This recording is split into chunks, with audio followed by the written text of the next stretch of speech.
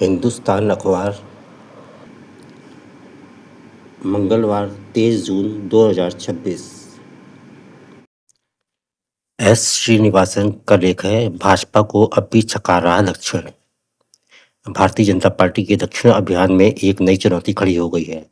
केरल और तमिलनाडु के हालिया विधानसभा चुनावों में प्रभावशाली छाप न छोड़ पाने से उसके नेताओं कार्यकर्ताओं में निराशा फैल रही है। चुनाव के कुछ ही दिनों बाद तमिलनाडु में पार्टी के पूर्व प्रदेश अध्यक्ष और राज्य में उसके सबसे लोकप्रिय नेता अन्नामलाई ने राजी खुशी उससे किनारा कर दिया। उसके बाद कई नेताओं ने भी सत्तारूढ़ टीवी का रुख कर लिया। अब कर्नाटक से उसके लिए अच्छी खबर नहीं आ रही।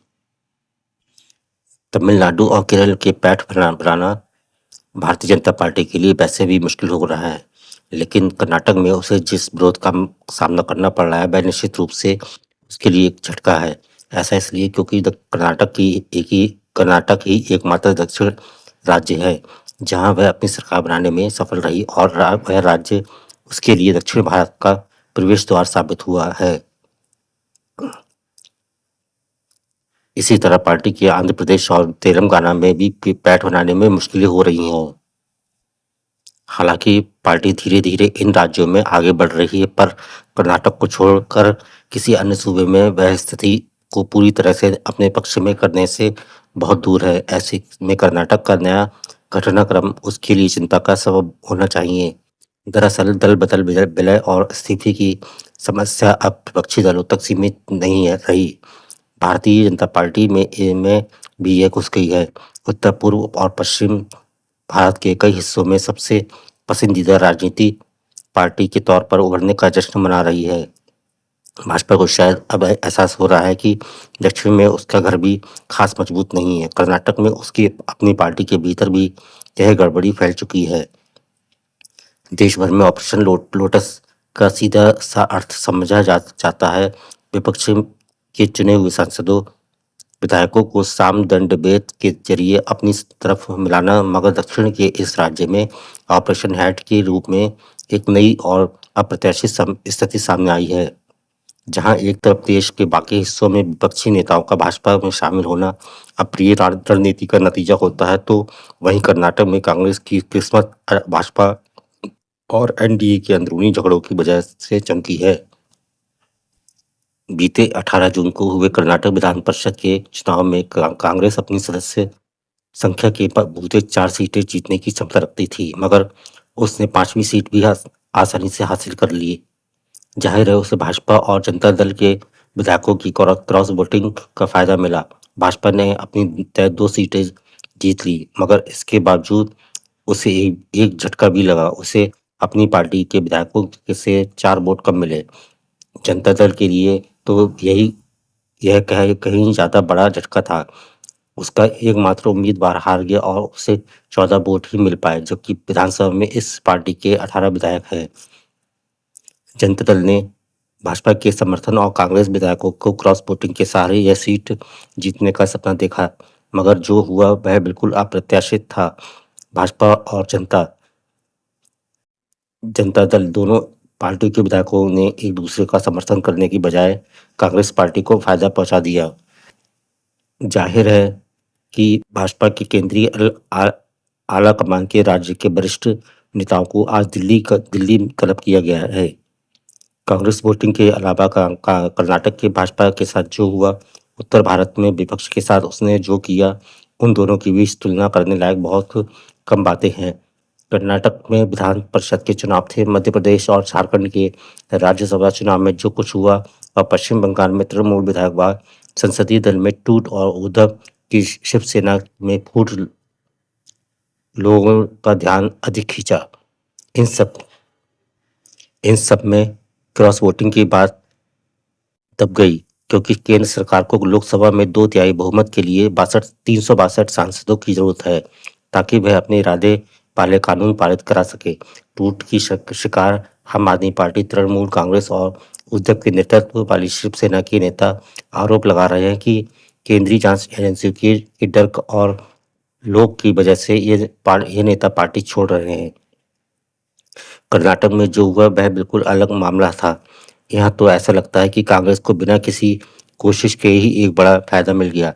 अपनी पार्टी के राज्य नेतृत्व से नाराज भाजपा जनता दल विधायकों ने कांग्रेस वोटिंग के कदम उठाए। इनमें भी भारतीय जनता पार्टी का मामला कहीं ज्यादा गंभीर है। गुट्टू विजेंद्र पूर्व मुख्यमंत्री येदी येदियुरप्पा के बेटे हैं। विधानसभा में विपक्ष के नेता आर अशोक अपने सदस्यों पर पकड़ मजबूत नहीं बना सके। दरअसल राज्य भाजपा के बहुत सारे नेता विजेंद्र के ऊपर से थोपा हुआ नेता मानते हैं। भाजपा उत्तरी कर्नाटक से लिंगायत वोट दिलाने के लिए येदियुरप्पा के एहसानमंद है, लेकिन उनके बेटे अपनी छाप छोड़ने में नाकाम रहे। दूसरी ओर जनता को अंदरूनी विद्रोह का सामना करना पड़ रहा है, क्योंकि इससे कुछ सदस्य बोक्कालिगा समुदाय के डी के शिव कुमार के शासन का समर्थन करने के इच्छुक है। कुमार स्वामी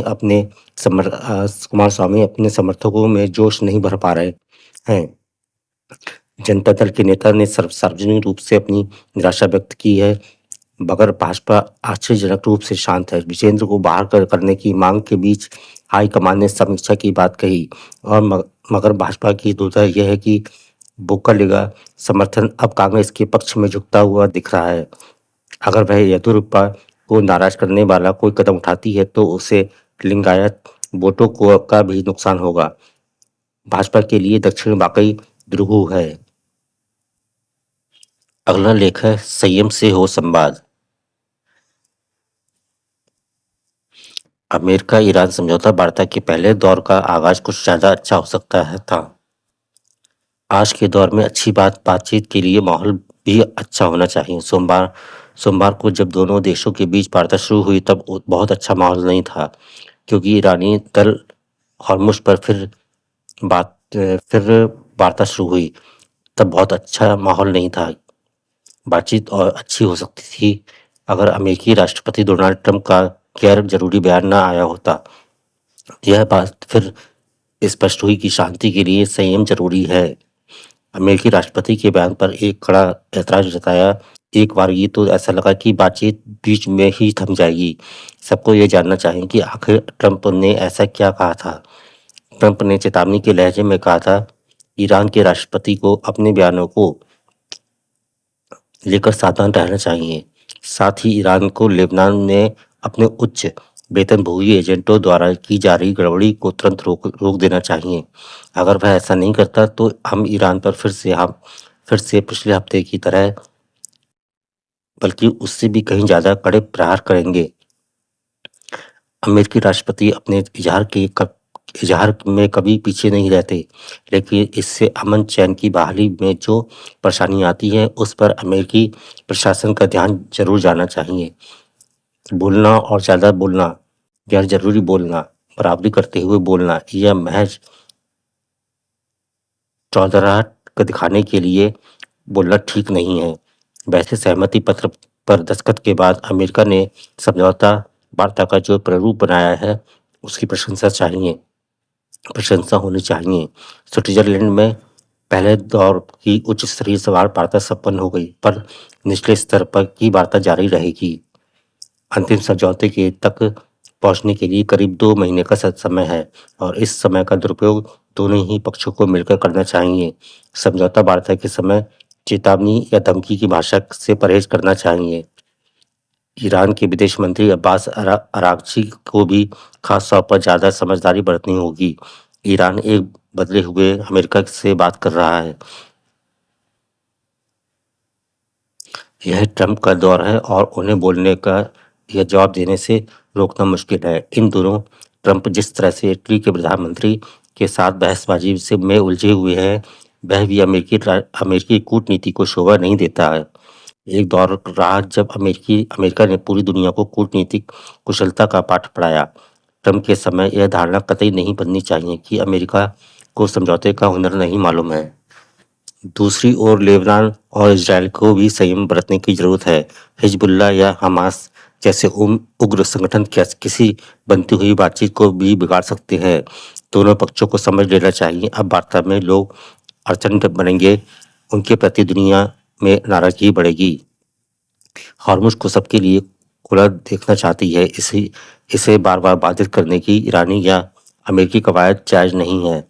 ईरान को उन देशों की ज़्यादा फ़िक्र होनी चाहिए, जिनकी अर्थव्यवस्था बहुत मुश्किल दौर से गुज़र रही है। दोनों ही देशों की दुनिया में अपनी लोकप्रियता या अलोकप्रियता का ध्यान रखना चाहिए। पश्चिम एशिया में स्थायी शांति के लिए देशों को ज़्यादा ईमानदार समझदार बनना ही पड़ेगा, वरना दुनिया में परस्पर झगड़े बढ़ते चले जाएंगे। अगला लेख है जियो और जीने दो। जियो और जीने दो। गुरुवार की रात को ईरान के प्रधानमंत्री डॉक्टर मुसादिक ने अपनी रुग्ण शेयर से राष्ट्र के नाम एक संदेश प्रसारित करते हुए कहा, ईरान में साम्राज्यवाद के 50 वर्ष आज समाप्त हो गए। संसार के शोषित और दलित राष्ट्र इस संदेश से आनंदित भले ही हों, किंतु परिस्थितियां एक विस्फोटक एवं भयानक भविष्य की ओर इंगित करती हैं। अंततः ईरान की गुत्थी है क्या? ब्रिटिश दृष्टिकोण के अनुसार उसे संक्षेप में इन शब्दों को दोहराया जा सकता है।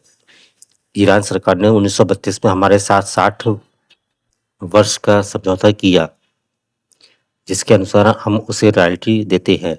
समझौते के आधार पर हमने तेल क्षेत्रों में करोड़ों पाउंड की पूंजी लगा दी। हम रॉयल्टी बढ़ाने की तैयार हैं। राष्ट्रीयकरण के सिद्धांत को स्वीकार करते हैं, किंतु हमें तेल की आवश्यकता है, इसलिए क्षेत्रों का प्रबंध हम अपने ही हाथों में रखेंगे। तुम तेल कूपों के कार्य में दक्ष नहीं हो, हमारे हटते ही तेल का कार्य कम या बंद हो जाएगा। इससे हमें तथा ईरानी तेल पर निर्भर अन्य देशों को कष्ट होगा।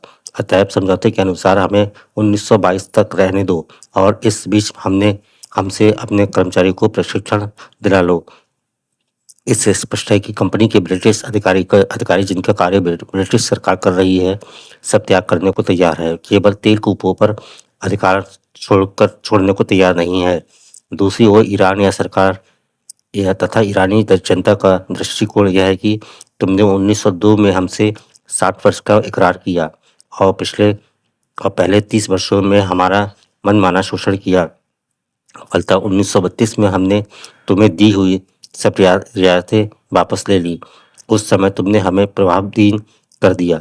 तब से तुम अपनी पूंजी की एक एक पाई के पीछे पौंड का लाभ कमाया और ईरानी जनता, जो अपने देश के इस विशाल संपदा की वास्तविक स्वामिनी है, भूखी और नंगी मरती रही।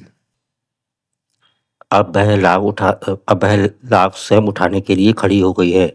उसकी सरकार ने तेल क्षेत्रों का राष्ट्रीयकरण करने का कानून बना लिया है और उसे कार्यान्वित करने का दृढ़ है। आप कृपा कर ईरान से चले जाइए। के पांडे का लेख है, प्रशासनिक मुस्तैदी से ही सुरक्षित होंगे फुटपाथ। उच्चतम न्यायालय के 19 जून को अपने एक ऐतिहासिक दिशा निर्देश में स्पष्ट किया है कि सीमांकित फुटपाथ पर सुरक्षित रूप से चलना नागरिकों का मौलिक अधिकार है। न्यायालय ने आवागमन और जीवन के अधिकार संबंधी संविधान के अनुच्छेद 19 का अनुच्छेद 19 खा और अनुच्छेद 19 ग के तहत पैदल यात्रियों के अधिकार को सर्वोपरि घोषित करते हुए मोटर वाहनों की आवाजाही की तुलना में इसे प्राथमिकता देने का निर्देश केंद्रीय आवास एवं शहरी कार्य मंत्रालय को दिया है और इसे सभी स्थानीय निकायों तक पहुंचाने को भी कहा है। यह दिशा निर्देश एक 5 वर्षीय बच्चे की मौत के मामले में आया है, जिसे अपने पिता के साथ स्कूल जाते समय एक ट्रक ने कुचल दिया था। देखा जाए तो देश में फुटपाथ की स्थिति बहुत ही खराब है।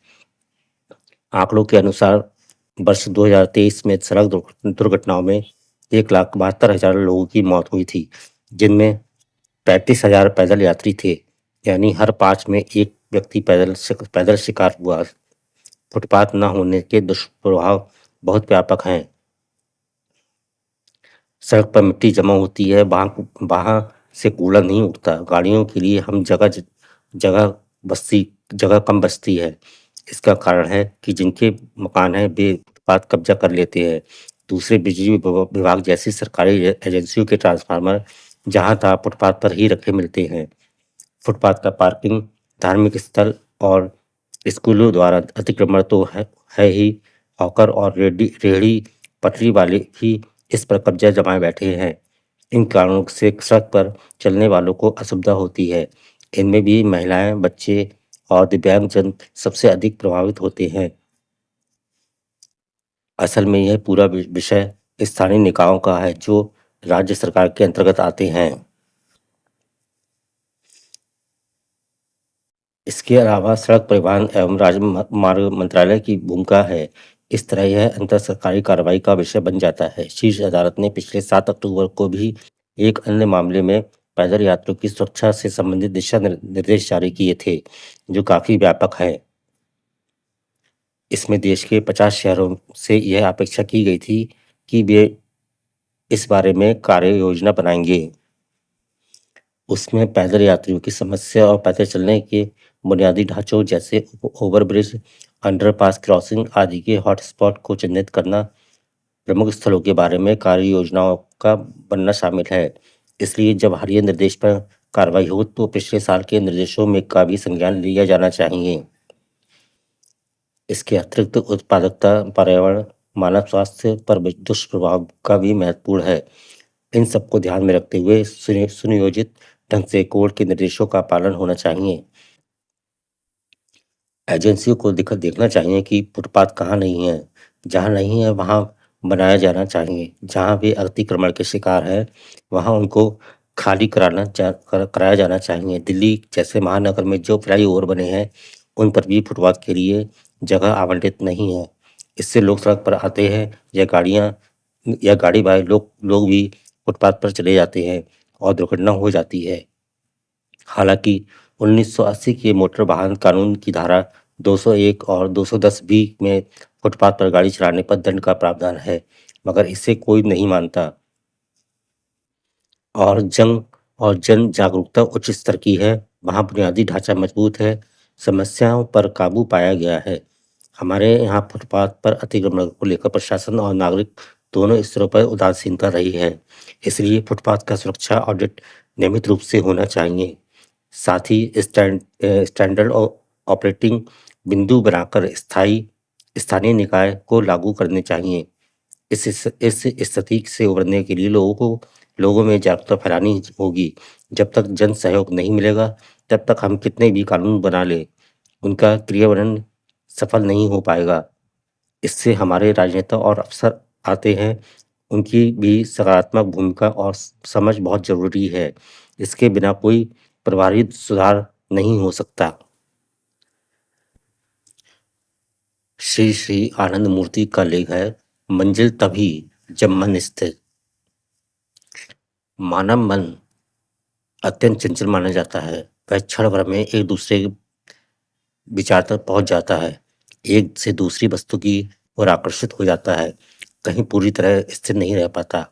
आध्यात्मिक दृष्टिकोण से यह चंचलता कोई संयोग नहीं बल्कि मन की स्वाभाविक प्रवृत्ति है। मन का प्रत्येक विषय या वस्तु पंच महाभूतों पृथ्वी, जल, अग्नि, वायु और आकाश से निर्मित संसार संबंधित होता है। उसके सभी विषय इन्हीं मूलभूत तत्वों से उत्पन्न होते हैं। मन अपनी स्वतंत्र सत्ता बनाए रखने के लिए किसी न किसी विषय या वस्तु से जुड़ा रहता है। जिस प्रकार शरीर को अस्तित्व बनाए रखने के लिए किसी भौतिक स्थान की आवश्यकता होती है, उसी प्रकार मन को भी अपने सूक्ष्म अस्तित्व के लिए किसी सूक्ष्म विषय या आधार की आवश्यकता पड़ती है। जब तक व्यक्ति स्वयं को पृथक अस्तित्व के स्वरूप में अनुभव करता है, तब तक उसका मन किसी न किसी विषय की तलाश करता रहता है। यही कारण है कि मन लगातार नए नए आकर्षणों, इच्छाओं और अनुभवों की ओर दौड़ता रहता है। मन की इस दौड़ के पीछे संस्कारों की भूमिका महत्वपूर्ण है। संस्कार वे सूक्ष्म प्रभाव हैं जो हमारे पूर्व के कर्मों, अनुभवों और इच्छाओं से निर्मित होते हैं। जब कोई वस्तु या परिस्थिति इन संस्कारों को अभिव्यक्ति में सहायक नहीं रहती अथवा जब उसका आकर्षण समाप्त हो जाता है तो मन उससे हटकर किसी नए विषय की ओर बढ़ जाता है।